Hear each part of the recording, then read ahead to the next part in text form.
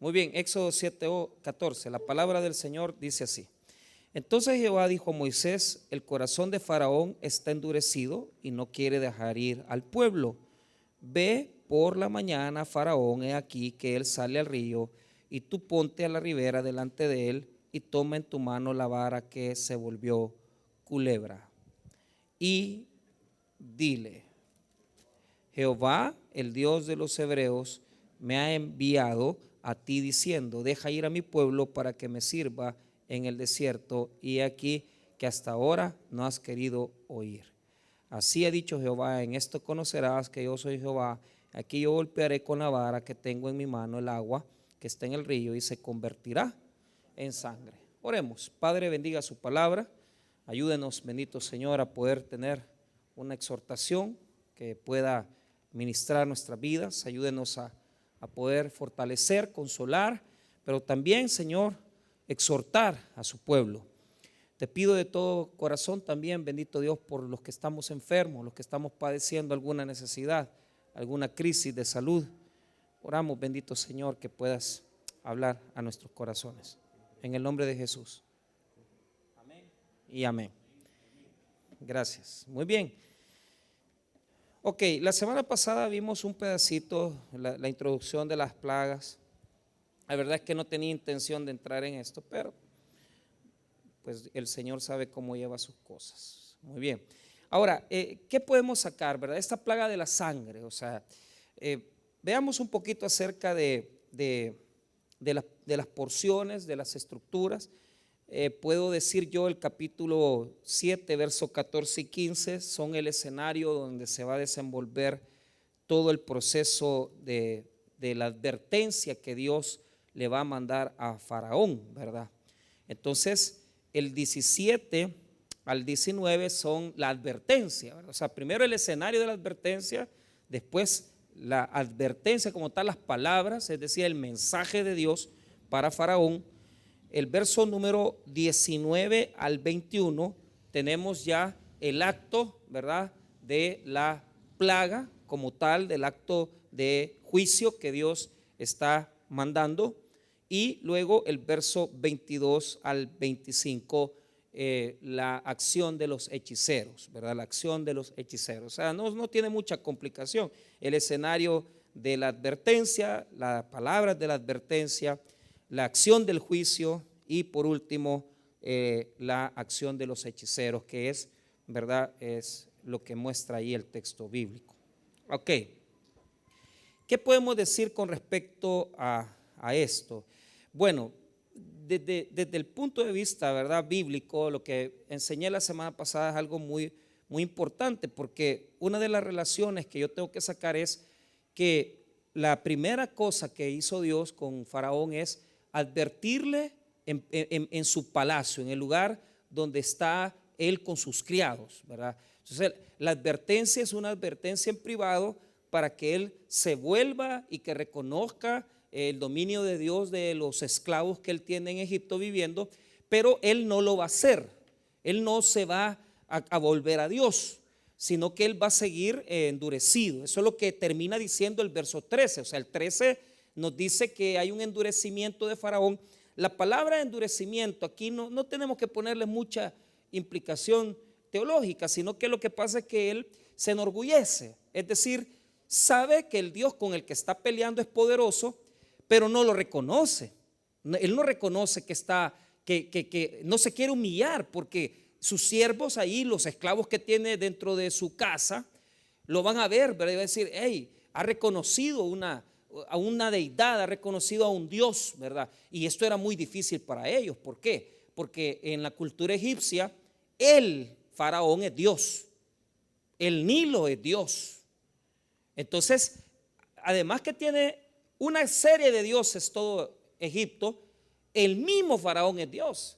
Entonces, cuando viene Moisés y dice: mira, a mí me ha mandado, ¿verdad?, el yo soy, ¿verdad? O sea, para él es, ¿y estos quiénes son? ¿Y este Dios quién es? Entonces, claro, él no se va a humillar, él no va a decir: sí, es cierto, el Dios de los esclavos, ¿verdad?, es más potente que yo, es más poderoso que yo. Ahora, ya se lo demostraron, le dieron una señal pequeñita en privado, pero él no quiso entender. Entonces, cuando nosotros desobedecemos, Dios entra en nuestras circunstancias. ¿Por qué?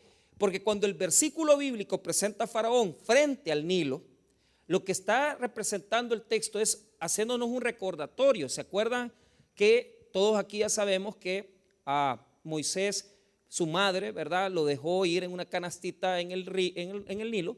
Y claro, la hija de Faraón lo recogió y lo crió. Entonces, aquí viene Moisés frente al Nilo otra vez, pero ya convertido en un hombre con autoridad, ¿verdad? Se enfrenta al faraón, al dios de Egipto, ¿verdad? Que él se cree una deidad, y le dice: mira, aquí está nuestro Dios que te manda a decir una advertencia. Si vos no dejas ir al pueblo, a nuestro pueblo, lo que va a pasar es que en el Nilo va a haber una fuerte situación. Entonces, esto es lo primero que yo quiero que entienda. Cuando habla la Biblia de plagas, o sea, no se le ha puesto plagas porque para que la gente, digamos, entienda esa connotación, pero realmente se habla de plagas solamente una vez. En el 9:14 aparece. 9:14 dice: porque yo enviaré esta vez todas mis plagas, dice, a tu corazón, sobre tu siervo y sobre tu pueblo, para que entiendas que no hay otro como yo en la tierra. Pero realmente nunca, o sea, en los textos como tal se dice que son plagas, sino que se dice que son prodigios y señales. Mira lo que dice el 7:3. Dice: y yo endureceré el corazón de Faraón y multiplicaré en la tierra de Egipto mis señales y maravillas. O sea, son prodigios de Dios para demostrar a Faraón que Dios, el Dios de Israel, es más potente, es más fuerte, soberano. El deseo de Dios es que Faraón entienda quién es Jehová. Claro que Faraón no lo entiende. ¿Por qué?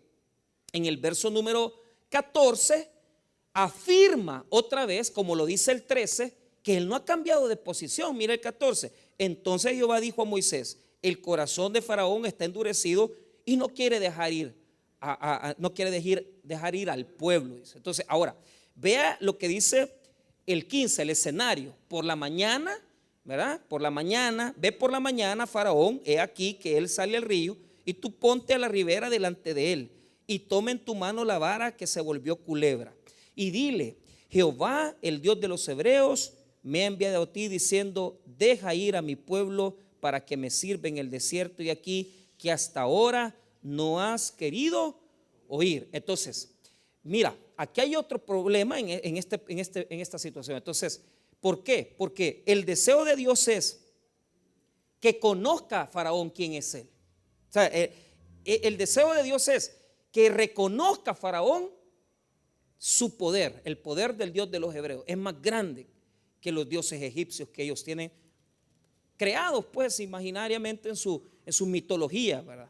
Pero para Faraón, claro, el Nilo era Dios, claro, el sol, el Ra, ¿verdad?, era Dios también. Entonces, ¿cómo vas a venir a alguien con toda esa serie de condiciones de creencias y le vas a decir: mira, aquí el Jehová, ¿verdad? Pero ya le dio una señal, pero él no quiere entender, porque Dios es así. Cuando Él quiere manifestarse a nuestra desobediencia, primero nos va a dar pequeñas advertencias. Pero cuando nosotros no entendemos las advertencias pequeñas, va a venir después un gran prodigio de Dios. Y ya no va a ser en privado, sino que ahora va a ser pública la vergüenza. ¿Por qué? Porque esto ya está pasando fuera. O sea, ya no está en el palacio, ya no estás en la casa, sino que estás fuera. Entonces, mira, ¿quién no puede decir aquí que Dios le ha dado advertencias? Yo tengo una cantidad de advertencias, ¿verdad?, que he visto en mi vida, cuando Dios me ha dicho: mira, esto no está correcto, esto no está bien. Pero nosotros somos desobedientes, rebeldes. Y fíjese que sabe cuál es el problema del versículo número 16, que en el hebreo, cuando dice no has querido oír, en la última parte, lo que verdaderamente en hebreo dice, y como los otros traductores ponen, ¿verdad?, es, óigame bien: tú no nos has tomado en serio. Tú no nos has tomado en serio. Ojo, ojo. O sea, para Faraón, que venga Moisés y le diga: mira, yo vengo aquí en el nombre de Jehová y yo soy un hombre enviado de este Dios, para él ha sido como que ¿este quién es? O sea, no significa nada para él, no significa nada para él. Entonces, ahí viene la advertencia, todavía, hermano, en privado. O sea, le está diciendo, mira, quiero venir. Ahora, ¿cuál es el problema? Está en privado, pero está en su vida privada. O sea, ya es una cosa de que cuando tú estás en contra de Dios, te busca, te advierte, te exhorta, te ministra. Alguien te dice las cosas, pero no te deja de seguir. O sea, porque ya se lo hizo en frente de sus sirvientes en el palacio, ahora lo busca frente al río Nilo, y Moisés le dice, si no dejas ir a el pueblo hebreo, Dios va a hacer esto. ¿Qué va a hacer? 17. Así ha dicho Jehová, en esto conocerás que yo soy Jehová. He aquí, yo golpearé con la vara que tengo en mi mano el agua que está en el río, y se convertirá en sangre. Y los peces que en el río morirán, y hederá el río, y los egipcios tendrán asco de beber el agua del río. Entonces, aquí hay una connotación, ¿verdad? Van a morir todos, ¿verdad? Entonces, ahorita, digamos, vaya, los investigadores han sacado bastantes cuestiones aquí, ¿verdad? Lo primero que yo tengo que decir con respecto a esto es que el Nilo, en los meses de julio y agosto, se da un fenómeno que se llama el Nilo rojo. El Nilo se pone rojo por sí mismo, porque investigadores como Bartina y otros eruditos, ¿verdad?, arqueólogos que combinan la arqueología con los estudios de las ciencias bíblicas, dicen, es que esto tiene una explicación natural. Esto tiene una explicación de la naturaleza, porque el río se pone rojo, ¿verdad? Porque igual que, ¿se acuerdan cuando ha pasado eso en el lago de Coatepeque, que el color cambia a esmeralda, ¿verdad?, por las algas? Entonces, en el Nilo, de julio a agosto, cuando se llena aún más, las algas se ponen rojizas, y el sol combinado con las algas ayuda a que se vea rojo el Nilo. Ahora, esto, hermano, es algo con lo que, digamos, en un tiempo quisieron justificar y decir, no, si todo esto tiene una explicación natural. El problema es que no es tan natural, porque el Nilo apesta.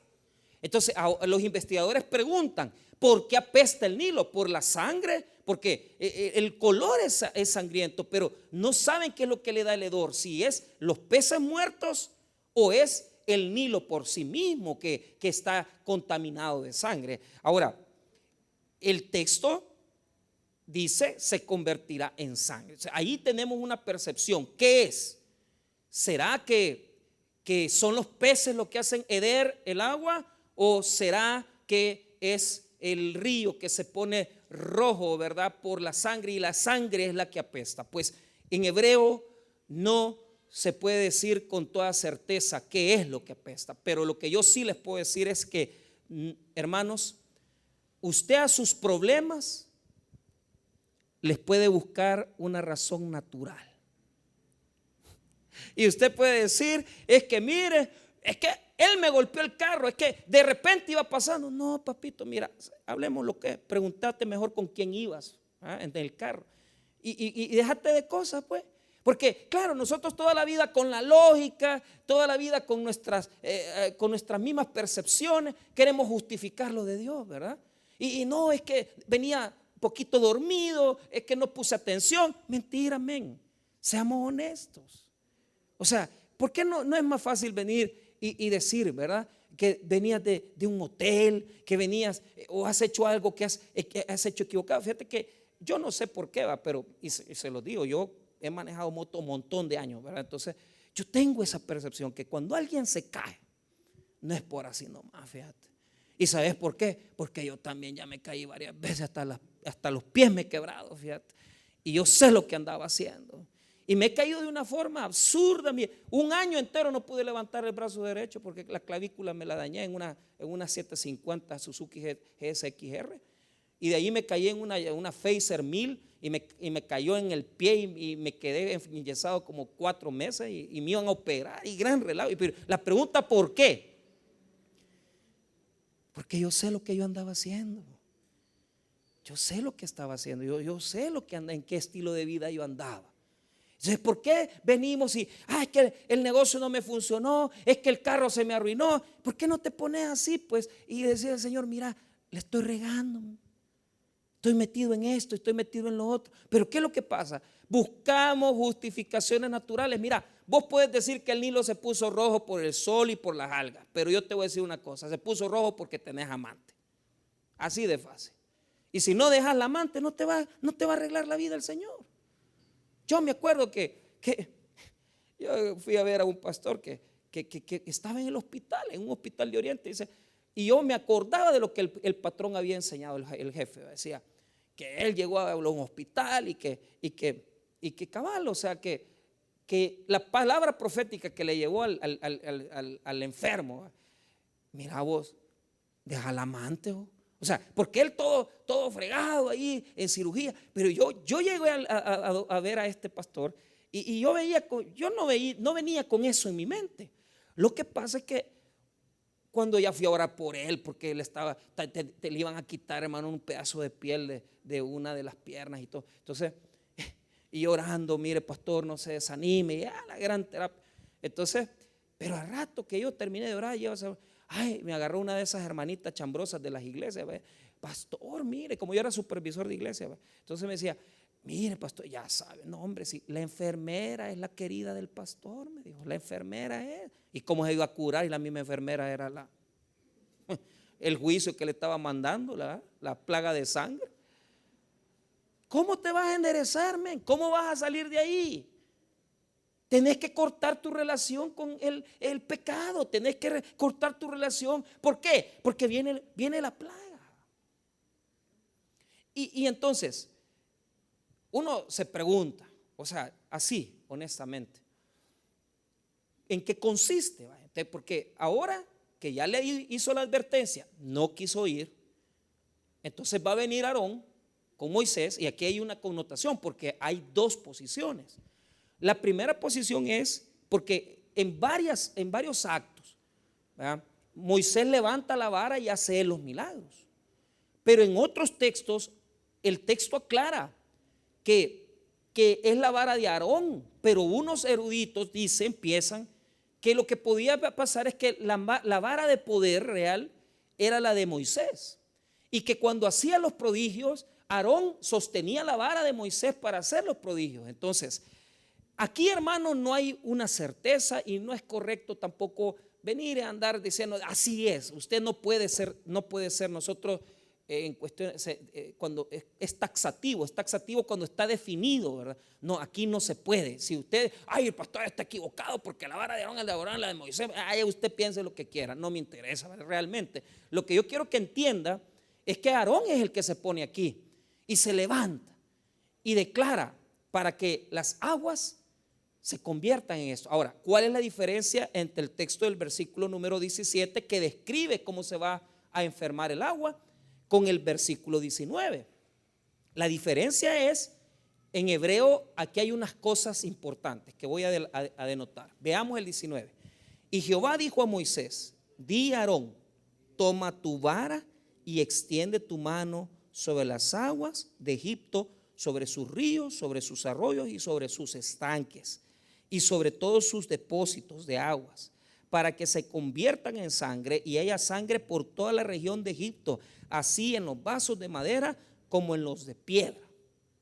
Entonces, en el verso número 17 solo dijo que el Nilo iba a ser contaminado, pero en el 19 ya hay una prolongación.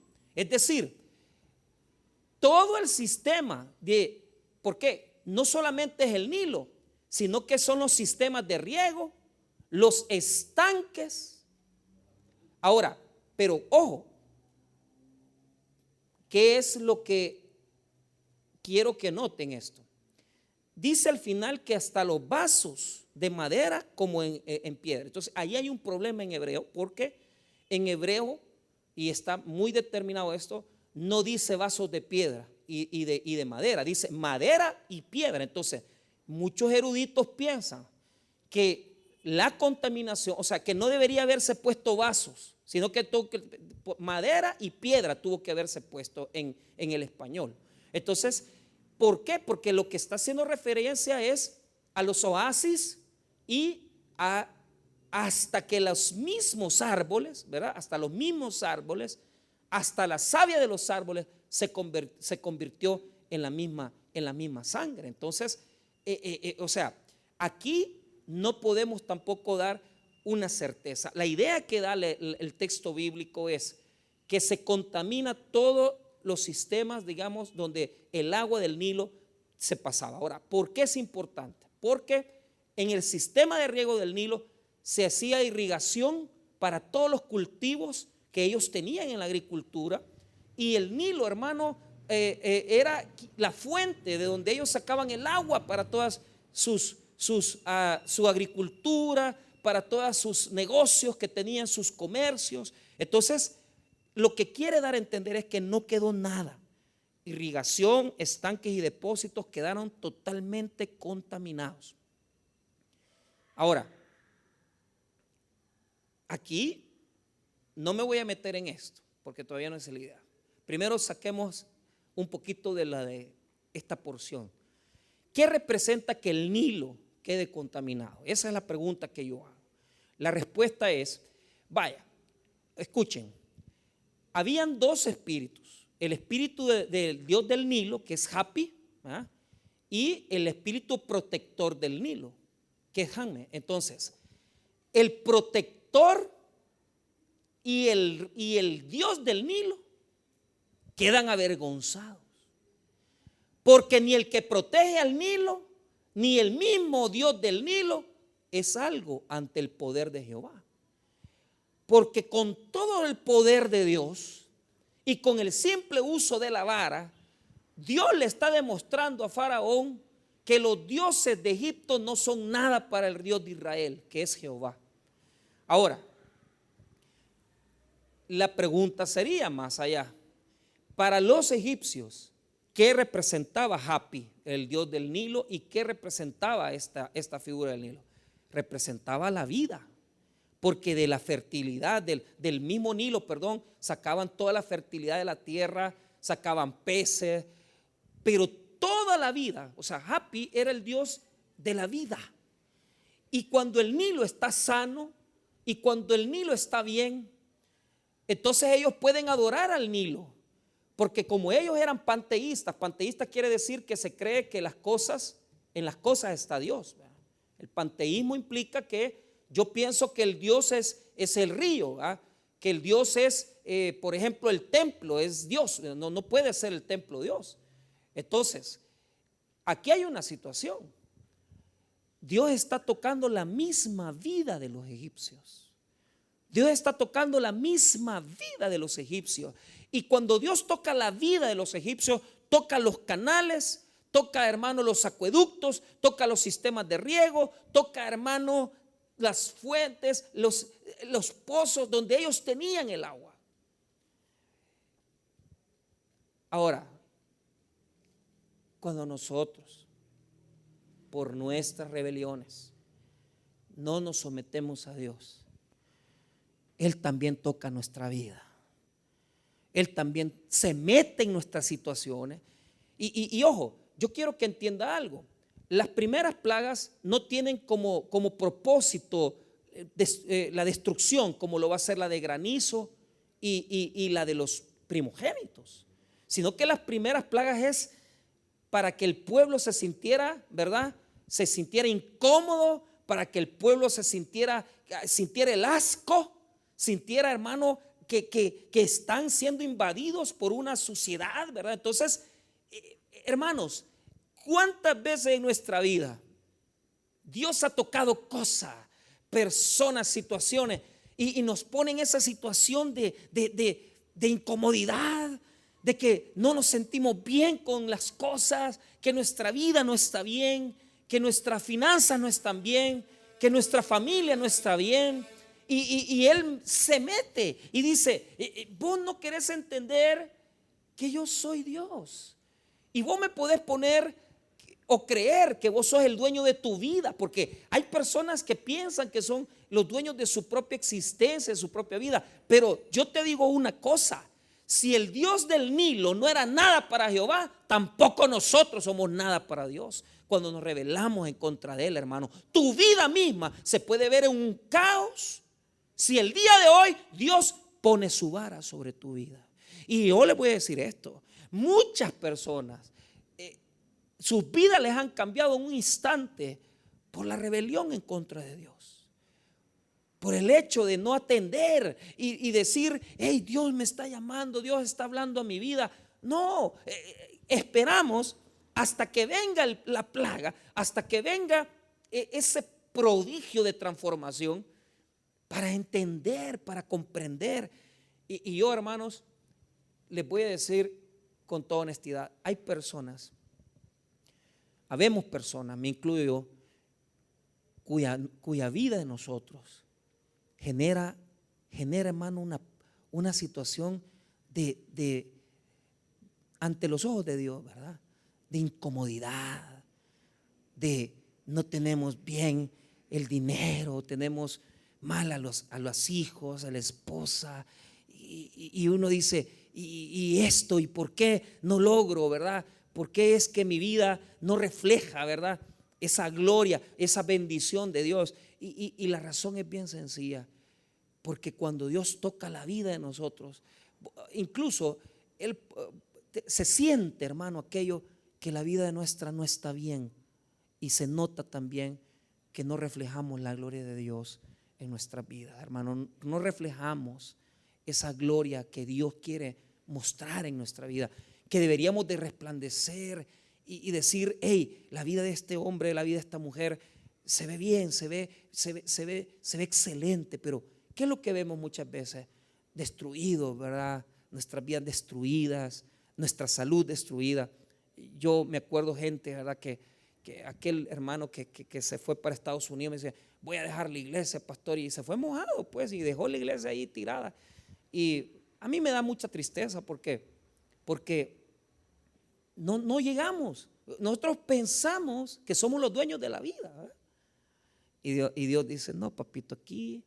Y me dijo: mira, te voy a escribir cuando llegue a Estados Unidos. Claro, él había regado, se había metido con una chamaquita en la iglesia, pero yo había visto que el hombre amaba la obra, que estaba arrepentido de lo que hizo y que estaba con su esposa. Entonces es bien diferente, ¿verdad? Cuando una persona viene, se mete con alguien y no le importa nada, ¿verdad? Y se va de la iglesia. No. Él se arrepintió, se sentía muy mal. A los días yo todavía le dije: mira, no te vayas, le dije, no te vayas para allá. Y a los días, hermano, ahí que lo habían deportado, que lo habían puesto en las hieleras, allá lo detuvieron. Pasó como 4 meses metido predicando ahí en las Bartolinas, donde los dejan guardados.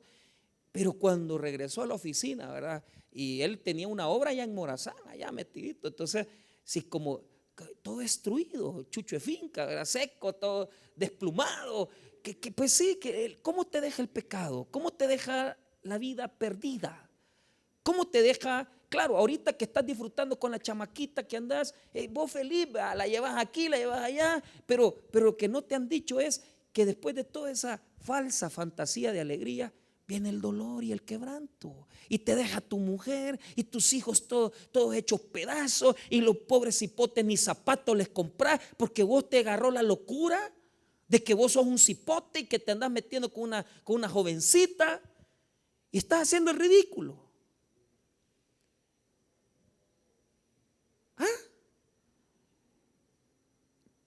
Y nuestra vida se vuelve una vida con un mal olor, porque no reflejamos la fragancia de Cristo, la fragancia dulce de su presencia,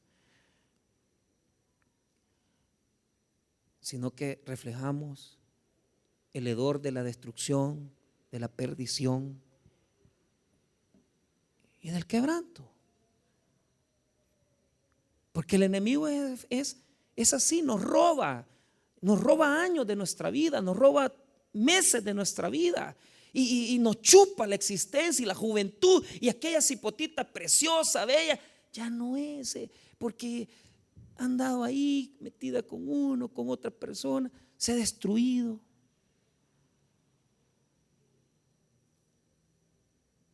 Te consume. Porque nosotros pensamos que somos los dueños de la vida del Nilo. Pensamos que somos los protectores de la vida del Nilo. Pero Dios, con un toque de su vara, nos llena de peste nuestra vida, si Él así lo quiere, si Él así lo desea. ¿Qué pasa? Mire lo que pasó después. Vinieron los hechiceros a querer copiar, ¿verdad? A querer hacer lo que hacía Dios. Pero note esto, porque esto es lo que la pregunta que nos hacemos, porque esto es lo que el texto invita a pensar. Verso 22. Y los hechiceros de Egipto hicieron lo mismo con sus encantamientos, y el corazón de Faraón se endureció y no los escuchó como Jehová lo había, como se endureció, no los escuchó como Jehová lo había dicho. Entonces, ¿qué es lo que podemos notar en ese texto? ¿Qué es lo que podemos notar en ese texto? Lo que podemos notar es lo siguiente. Mira el poder de Satanás. El poder de Satanás puede crear la misma agua, la puede transformar en sangre. ¿Sí?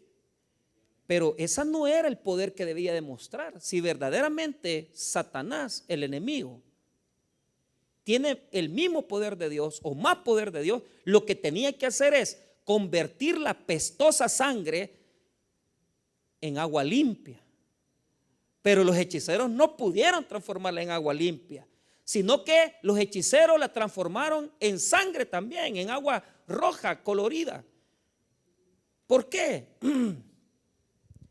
Porque el diablo no puede restaurar, porque el diablo no puede sanar, porque el diablo no puede dar, hermano, algo bueno. El diablo solo puede destruir, contaminar y puede seguirnos hundiendo en el pecado. Pero ¿qué noticia nos tiene Dios? Que nuestro Señor Jesucristo tiene el poder de sanar, restaurar, curar. Y si nuestra vida se ha llenado de un pecado, se ha llenado de sangre, de tal manera que has manchado a tus hijos, has manchado a tu esposa, has manchado hasta a tu misma pareja con la que te estás acostando, porque tu vida se ha hecho tan miserable. Si Jesús toca con su mano tu vida, hoy puedes sanar, restaurar, y aquella sangre se puede convertir en ríos de agua viva, limpia, porque solo Jesús puede devolvernos la felicidad que el enemigo nos ha quitado, hermanos míos. Yo no sé cuántos años te ha robado Satanás. Yo no sé cuánto tiempo has perdido en una infidelidad. Yo no sé cuánto tiempo has perdido con una persona. Pero el gran poder de Dios es que nos revierte la maldición del pecado, nos restaura de nuestra vida, nos restaura de nuestros desvaríos y nos da nueva agua limpia, para demostrarnos que Él es el verdadero sanador. El diablo no puede transformar el agua sangrienta en agua limpia. Solo Dios puede transformar el agua llena de sangre en agua sana. De tal manera, hermano, que los hechiceros transformaron eso, porque solo puede empeorar. Una persona que vaya al brujo, una persona que busque la ayuda en el espiritismo, alguien que busque la ayuda en las cuestiones. Hay muchas personas que creen esas cosas y que buscan, ¿verdad?, a esa gente que hacen trabajos y entierros y situaciones. Pues yo te digo una cosa, eso nunca te va a dar lo que tú quieres. Eso va a empeorar tu situación, porque te va a hundir más y va a hacer que el Nilo siga hirviendo. Pero si llevas tus problemas a Cristo el Señor, no solamente va a limpiar el Nilo, sino que además de eso te va a devolver lo que el enemigo te ha robado. Te va a devolver lo que Satanás te quitó. De tal manera que cuando Jesús sanaba, Él ponía su mano sobre los enfermos. Y Él se mete en nuestra vida. Mira cómo es Dios, es Jesús. Se mete en nuestra infidelidad, se mete en nuestro adulterio, se mete en nuestra droga, se mete, hermano, en nuestro vicio. Y Él, hermano, entra en nuestra vida contaminada, en nuestra vida llena de podredumbre. Él se mete ahí, nos da la mano y nos rescata de la contaminación del pecado. No es un Dios que viene y que como los fariseos, ¿verdad?, repelían a los leprosos, se apartaban de las prostitutas, se apartaban de los publicanos. No, señores, Jesús entraba a la casa de los publicanos. Jesús preguntaba: ¿quién es el más pecador de todos estos? Ahí es donde yo quiero dormir. Y allí pasaba la noche y con Él dormía. Pero ¿sabes cuál es la diferencia? Que Cristo puede entrar en cualquier contaminación, puede entrar hasta lo profundo de nuestro pecado y sacarnos de ahí para darnos otra vez una vida de paz, llena de bendición. Él no le importa, hermano, entrar en el pecado. Él no le importa entrar en la podredumbre. Él no le importa entrar en los lugares más oscuros y sacarnos y libertarnos.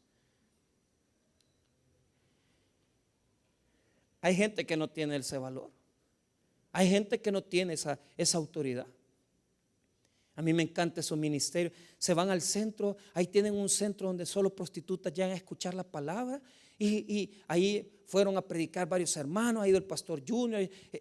Pero qué bello. ¿Por qué? Porque usted ve las vidas de las hermanas, que ellas quieren salir de allí, quieren salir de prostituirse. Porque algunas ya aceptaron a Cristo. Pero ¿cuál es el problema? Vienen con unas vidas destruidas, vienen con unas vidas que han tenido una pareja, han sido criadas en situaciones bastante dramáticas, y todo ese pasado, toda esa situación las persigue y las amarra.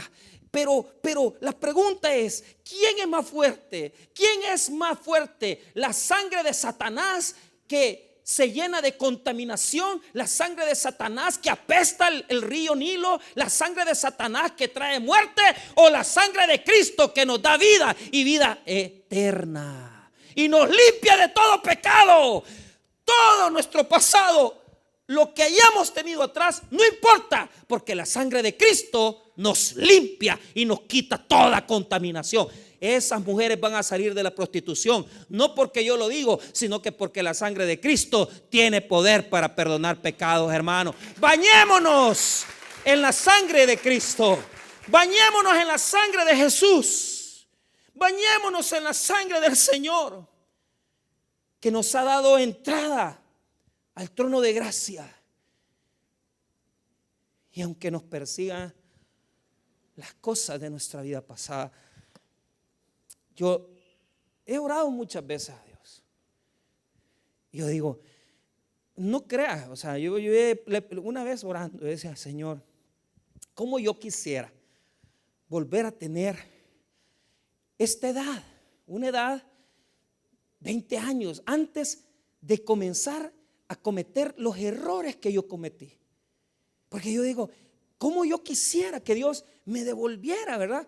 Entonces yo me acuerdo, ¿verdad? Yo joven y que con grandes sueños, pero de repente vino el amor al dinero, negocios, cosas que no le agradaban a Dios. Dinero, tuve dinero, me perdí en el dinero, me metí en negocios, presté dinero, anduve con gente que no debía, me metí en problemas, me fue sumamente mal. Pero a veces uno piensa que eso lo sigue persiguiendo y que esa maldición está todavía en nuestra vida, porque queremos salir y no podemos, y queremos salir y no podemos. Pero hermanos, escuche bien, no se deje engañar. No se deje engañar. No sienta que eso todavía usted lo viene cargando. Si usted hasta este momento, usted no ha podido todavía alzar el vuelo, si usted todavía siente que eso es sencillamente porque Dios quiere llevarnos por un proceso de obediencia. Y Él quiere llevarnos por un proceso donde Él quiere llevarnos a una bendición, pero no puede darnos todo de un solo. No nos puede dar todo de una vez. Tiene que llevar parte por parte en nuestra vida. Pero si no te sientes perdonado, yo te quiero decir esto. Abogado tenemos para con el Padre, Jesucristo, que es quien Satanás nos acusa ante el trono de gracia y dice: no le des la sanidad a este, no le des la prosperidad a este, no le des el trabajo a este, no le des la provisión a esta persona, y nos condena, nos ensucia, como lo hizo con el sacerdote Josué en el libro de Zacarías. ¿Y qué hacía el enemigo? ¿Qué hacía Satán? Acusaba, le recordaba el pasado, le recordaba los pecados de Israel, y se presentaba con unas mantas y con un ropaje sucio. Pero vino Dios y dijo: quítenle ese vestido harapiento y pónganle un vestido limpio. ¿Sabe por qué? Porque cuando Jesús vino a nuestra vida y nos perdonó nuestros pecados, hermano, el perdón fue total y absoluto. Usted no tiene ropa harapienta, usted no está arrastrando lo del pasado, usted ya fue perdonado por la sangre de Cristo. Usted tiene ropa limpia ante los ojos de Dios, no debe nada por esos pecados. Pero las consecuencias son el producto de nuestras malas decisiones, y por lo tanto tenemos que también ser sabios y decir: si es cierto, Jesús me perdonó, pero también tengo que salir de esto, porque aunque esté llevando las consecuencias, con humildad reconozco que pequé, acepto mi culpa, acepto la disciplina de Dios y me levanto.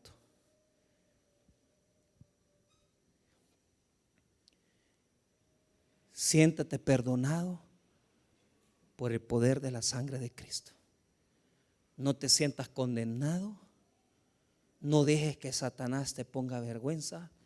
No dejes que Satanás te humille, porque Dios ya te perdonó. ¿Qué hizo Faraón? Cerremos, versículo 23. Y Faraón se volvió y fue a su casa y no dio atención tampoco a esto. No se humilló. ¿Sabe por qué no se humilló? Porque él tenía agua limpia en su casa, porque él tenía vino para beber, porque él tenía en sus provisiones, tenía mucha agua. Porque hasta que no nos toca a nosotros directamente algo, muchas veces no nos humillamos ante Dios. Pero no le importaba que los egipcios estuvieran bebiendo, porque tuvieron que hacer fuentes a la par del río Nilo, y por ahí, por la misericordia de Dios, les llegaba agua limpia, no estaba contaminada. Pero él no le importaba, como a él no le tocaban nada, pero no le importaba afectar a los demás, que los demás estuvieran pasándola mal y sacando agua purificada del lado del río Nilo. Así somos muchos. Nos vale un sorbete ver que nuestros hijos están aguantando hambre. No nos importa que la mujer que dejamos no tenga quien la mantenga. No nos interesa que en la empresa alguien tuvo que pagar lo que nosotros nos robamos. No nos importa que otra persona se enferme por pagar las deudas que nosotros no pagamos. Pero Faraón, ya va a llegar tu hora. Y si con la sangre no aprendimos, pues entonces nos enfrentaremos al Dios que quita lo que más amamos, los primogénitos. Hermanos, todavía tenemos tiempo para volvernos a Dios. Si todavía no te han tocado lo que más amas, todavía hoy podemos volvernos a Cristo y bañarnos en la sangre del Cordero Divino. Vamos a orar, hermanos. Padre,